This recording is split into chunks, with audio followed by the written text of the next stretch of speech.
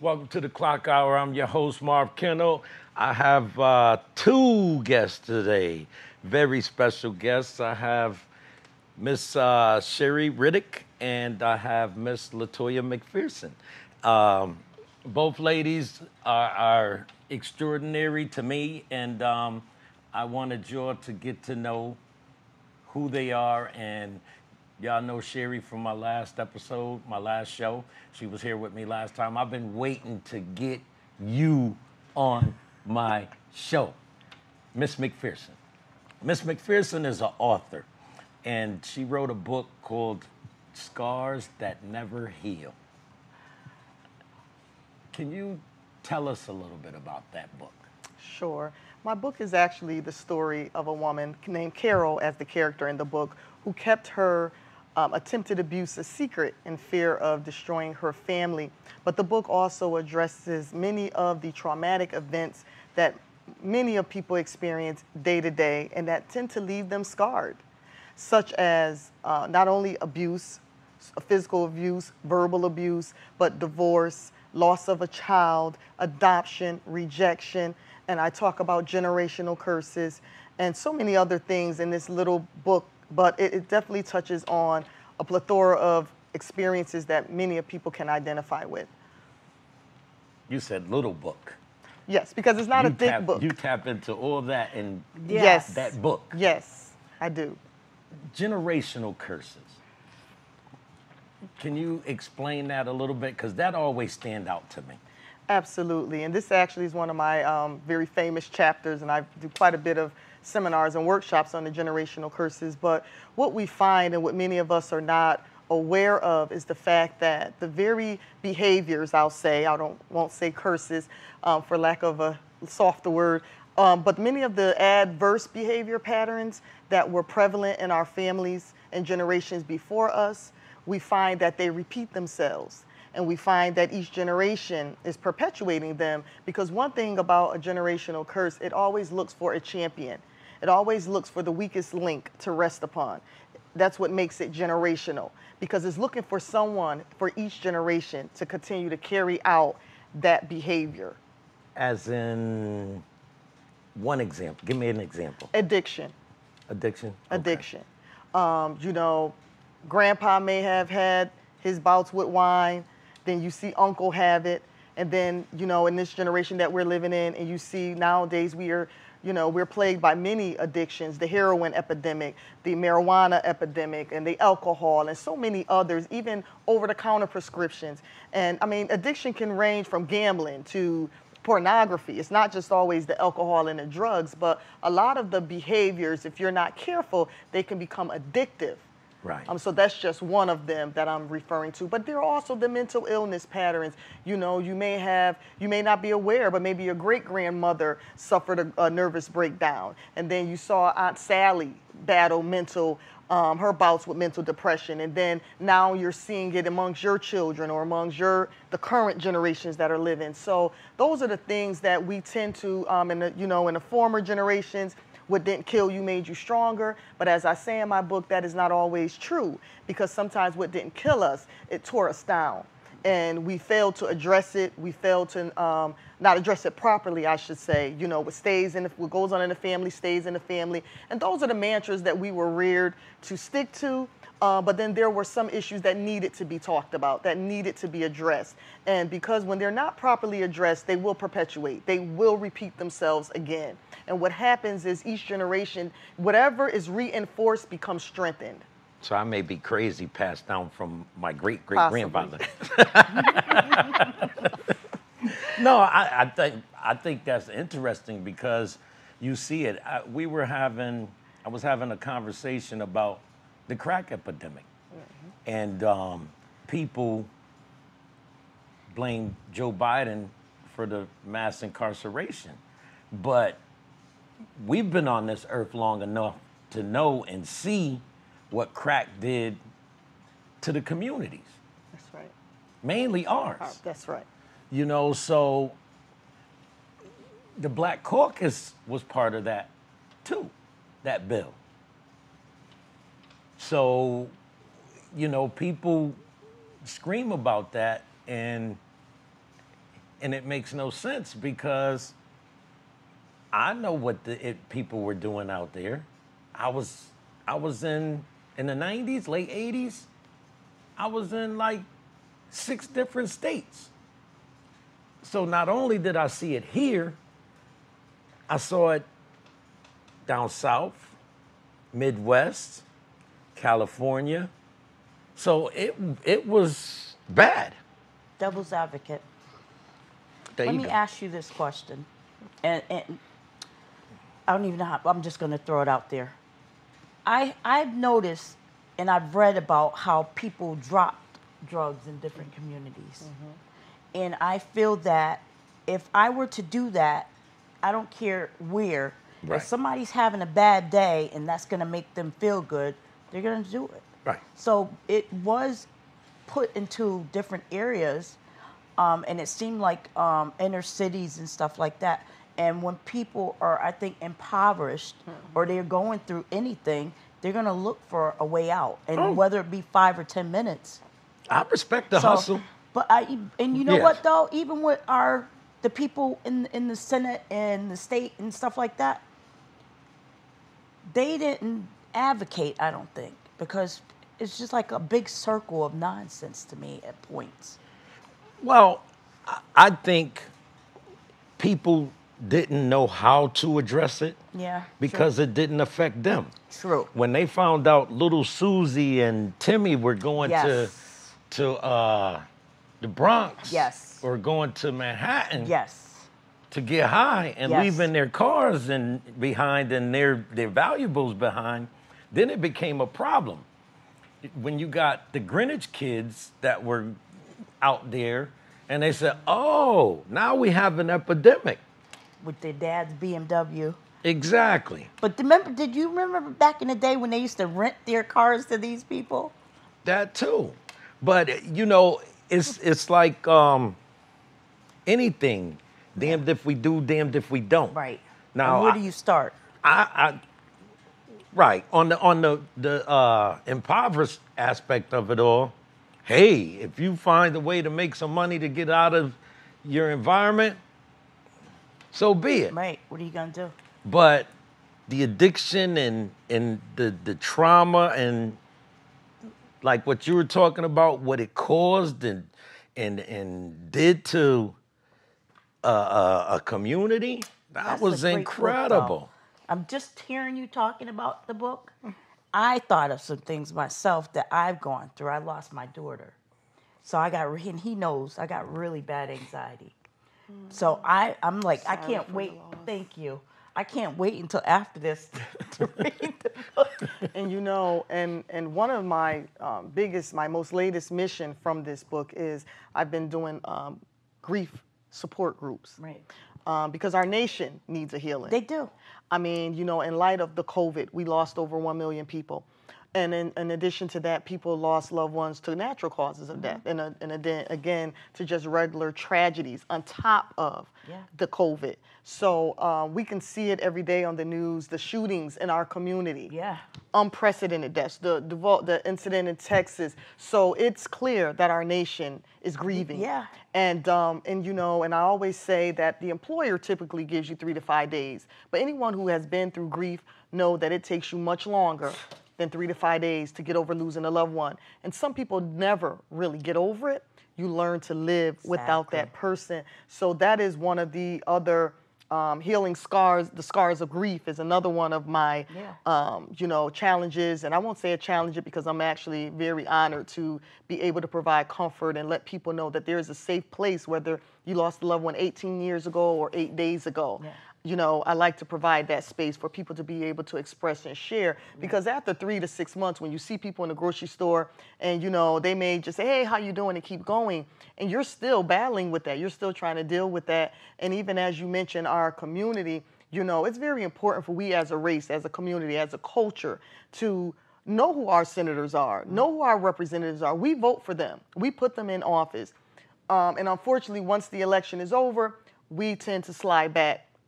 But we have a voice, and it's important that we make our voice known in the community, as you say, you know, yes, and especially in our impoverished communities, because everyone's looking for get rich scam because they want a better life. They want a way out.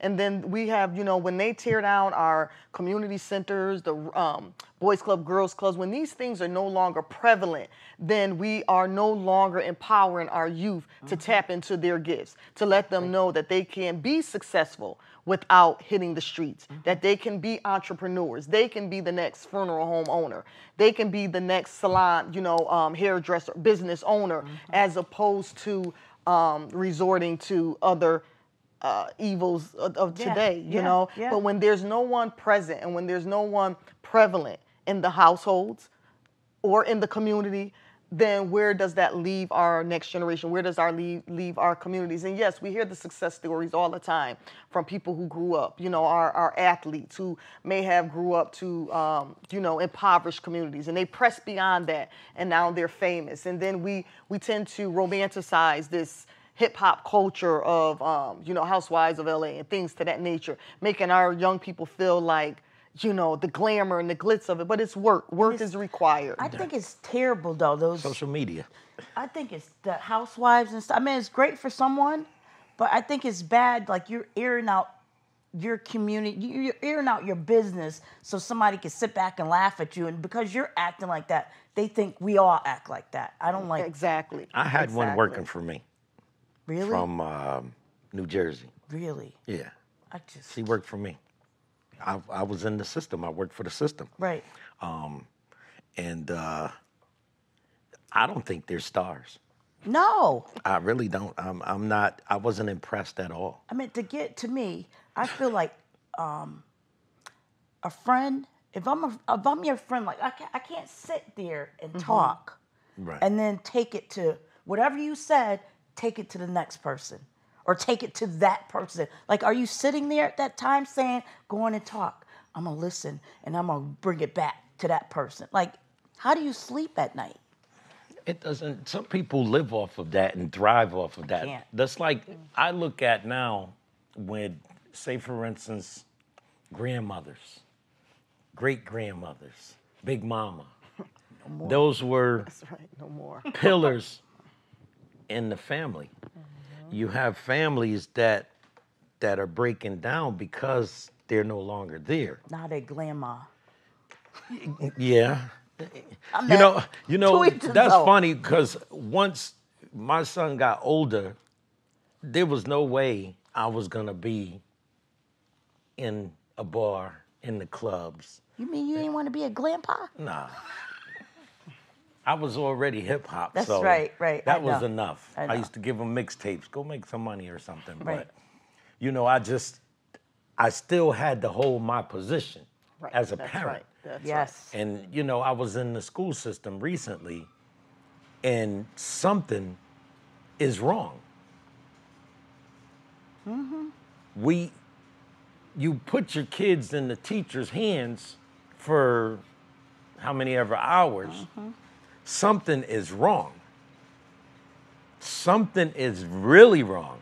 I mean, I think some teachers have gone to a limit of where I understand, but then I just feel like these kids these days and the respect they don't have is just too much for me. That goes home. I think it's a double-sided, double-edged sword. And as I can speak to that as an educator, teaching the college level students, but home training is still necessary. Yeah. And in defense to the teachers, many of them have to enforce manners and discipline before they can get to the lesson. And that should not be. Most of this, what the teachers are doing, should be addressed at home. Right. And then we now want our teachers to become social workers and psychiatrists. Security. And to deal with all of these other issues that need to be addressed properly from the homestead. Yeah. And then we have a generation, I still remember teachers that impacted my life greatly. The various little lessons they taught, or whether it was something like collecting stamps or whatever, little, and we're living in a society today, and I have heard students say to me, I want to be a teacher because I want summers off. I want summers off. So teaching, I always equate to nursing. You have to have a heart for it. You have to have a passion for it. You have to be able to teach and be willing to teach regardless of the benefits of it, you know, because there are benefits. You may not see it today, but children will remember you. But we're, you know, everything today is, does it, you know, we have a lot of teachers, not all of them, because we still have teachers who have that heart, but many of our teachers do not have that compassion, and they're not really willing to work with that child. So everything gets labeled as a disability. Yes. And it's not a learning disability. Sometimes it's a teaching disability, because as a teacher, you have to be creative to prepare your lessons to teach that child that may not be able to adapt or catch on as easily as the next child. Because everyone learns differently, but everyone can learn. That's right. Like, I had one incident, and you know, coming from corrections, and you know, I'm just not used to it. I have to turn certain mechanisms off. So the student would walk back and forth, and when they were doing it, they would put their hand in the bin with coloring pencils every time. So I knew that there was something wrong, Right. you know, anxiety or whatever, but after a while, like, I'm not a morning person, so it got on my nerves. So, you know, like, why don't you go sit down? No. Excuse me? No. Go sit down. No. Then the shut up comes in. You know, I'm like, wait a minute. I'm an adult. You're a kid. Yeah. Right. You don't know about me? What am I supposed to know? That your name and your kid. Point blank and period. Outside of school, I'm an adult, you're a kid. Inside of school, I'm an adult, you're a kid. Respect. Respect. Respect. I was in the grocery store one day, and I was standing there, and this lady walked up in front of me. I said, excuse me, you didn't see me standing there? It's like, oh, I just got this. Oh, I just got this. It's amazing. So you turn around and ask the person behind me, is it okay, you know? Exactly. You could have did the same thing to me. You know, so there is something missing. Something is wrong. Yeah. You know, I guess maybe it's a younger parent. I was a young parent. Right. You know, I We can't taught even. respect. Yes. But even to this day, there's a level of respect that some people are missing. I don't know what they're teaching their kids at home, because my child is not my friend. Exactly. Exactly. I'm not partying with you. Exactly. Yeah. Yeah. Your child is not your equal. No. No. So something is missing, and I heard a couple of other kids have something to say to a couple of teachers, and I'm looking at it like something is wrong. Just I respect you so much for being an educator, because I just It's not easy. I couldn't me myself I already know, like, these kids.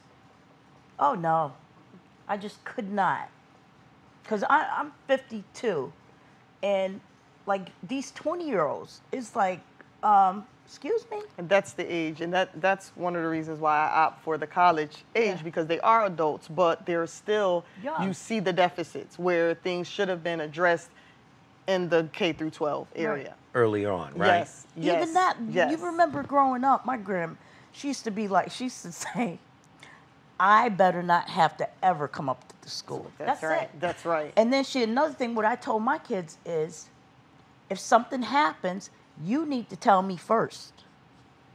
Because if somebody else gets in touch with me, they told me that's what happened. Point Right. blank and period. There's no fixing it. And I think these parents, when they get up to the school and my child, you don't realize these teachers are dealing with 30 kids, 5 classes. I just can't. I respect you so much. I mean, I was in there. Yeah. And Oh, you're in the school too, like that? I was as a sub. So I was moving around God from high bless school you to high guys. school to high school to Yes. high school, because I did not want to sit still. I Yeah. wanted to really know what was going on, Right. you know, because I seen a video and I just Yeah. wanted to know, like, and then you know that some of them have, issues, previous issues or whatever, but I'm a sub. I'm not a counselor. Right. So please don't be disrespectful. We'll end up on the news or something. I don't, even working in the prison environment, there's a certain respect that you gain from working with quote unquote inmates. And I never wanted to work in that environment. But then I had to realize what I was actually there for. And it wasn't about me. It was about them. So the level of respect from this individual that society calls a criminal, a convict, or whatever, you get more respect from them, vice from a kid in high school. You know what else I used to tell my kids too? All of them. I used to let them know, I said, look, I chastise you and I punish you because when you get older, I don't want somebody else to have to do it. I said, and that person won't have the same love and care that I do. Makes sense. You know what I mean? That's right. Makes Like sense. these kids, I mean, even if you let your kid be bad, spoil them or whatever, eventually they're going to meet up with an officer or they're going to meet up with they're going to meet up with someone and they're going to try that same thing they do on you. And that person's not going to love or care for them. And they're going to lock them up or throw them in the back. You know? I was in the military. Yeah, And the little Asian dude, he made me uncomfortable. He was yay big. Right. But Respect. he was on it. Wow. And he ran up and down me. Basically I was out of pocket. So he pulled my card. Only thing I could say is, yes, chief, no, chief. And this is in San Diego. Wow. And I remember it, because I was taught to respect people, and you give that respect. I picked up my son one time at the youth squad. Never again. I told them when I picked him up, y'all won't see him down here again. What's the youth squad? Youth squad. Every police department has this division that. Oh, like Yeah. What do you call it? Like, what do they do with kids? Like juvenile? Yeah, sort of, kinda, but that's their Right. department. Yeah. But it was something silly. He was pool hopping. Yeah. You jumping in the pool when it's closed and stuff. Not only is that dangerous, but Remember when they used to you're just wrong. call the parent though instead of taking them downtown? Ain't no such animal now. No. Because that's a whole nother topic. Yeah. School to prison pipeline. There School it to is. prison pipeline. And we have no catch net for our children No. after that. Yeah. You do have the job corps for the truancy and those who may be struggling or gotten into a little trouble. But as you mentioned, the respect. You're an Right. adult, they're a child. And the minute we have taken that respect out of the homes, if they don't respect who's in the home, they're not going to respect the teacher, the police Exactly. officer, or anyone else. Right. And I know times have changed, and you see it all the time on social media. We cannot raise children in today's society like we were raised. But there are basic ingredients Right. that should never leave. Right. And that is respect. Right. And and I say that it's just like when you're baking anything, you bake a cake, you see all these recipes, you could substitute this to make it more moist, you could substitute that, but then there are the core ingredients that you still need to get that cake, make a cake. Right. And that's how it is in rearing That's children. right. The Bible clearly tells us to train them up in the way they should go. And there's really no guidance in today's society because we have really open the door to liberality, whatever you feel, say what you want to say, do what you want to do. No filters. No filters, no accountability. Right. And as you mentioned, and then when they get in the hands of the police officer, they're not going to handle you as the people who love you. No. And then we're marching and rallying. Yeah. Oh, you killed our 14 or you killed our 15-year-old. But what took place prior to that getting there? And, you know, even in the school system, as you said, you know, there are issues, but again, what's the root of it? There is a root to it. Right. And oftentimes, it's in the home. Right. And many of our children, as young and innocent as they are already scarred. Right. They've seen so much. They've experienced so much. Right. They don't know how to channel that emotion. They have no one to express it to that they can trust. So let me ask you this, okay? When we were growing up, I'm not me specific because my grandma was home, but I know kids that would come home by themselves, Latchkey feed kids. themselves, Yes. and whatever. But they were respectful too. Like they would know, don't cross that. Yeah. Because parents instilled a sense of fear, not as in fearful of you, but fear as in reverence for you. Yeah, or what they will happen. respected their parents. It was a fear of respect, out of respect, not so much as in running into a corner or as I'm frightened by them. But Right. when your mother said stay in until stayed I get in. out of work, Yes. you stayed in. Yes. When a neighbor said stop throwing those rocks, you stopped throwing Yeah. those rocks. Right. You didn't question them. No. You didn't, and you No. know, and you knew, and your mother was okay with that. She Right. trusted your neighbors, and Yeah. any parents back then realized that any other adult is not going to tell you to do something wrong. Right. And that they're helping each other. So Right. now we're all in silos. This is me, mine, and my four, no more. I run my house. I tell them, don't you say anything. Right. And because of this, now you cannot say anything. Right. And we see the mess we're in. And, Right. you know, when we see what we're seeing on the news, you know, yes, it's horrible. But it, like I said, it started somewhere. And when these issues are swept under the rug or not adequately addressed, then Right. this is what we're seeing today. Right. I got to close out. How do people get a hold of you real quick? Sure, they can get a hold of me through Instagram, LATMCPH_author. I'm also on Twitter with the same handle. Also, you can go to my website, which is latoyamcpherson.com. Okay.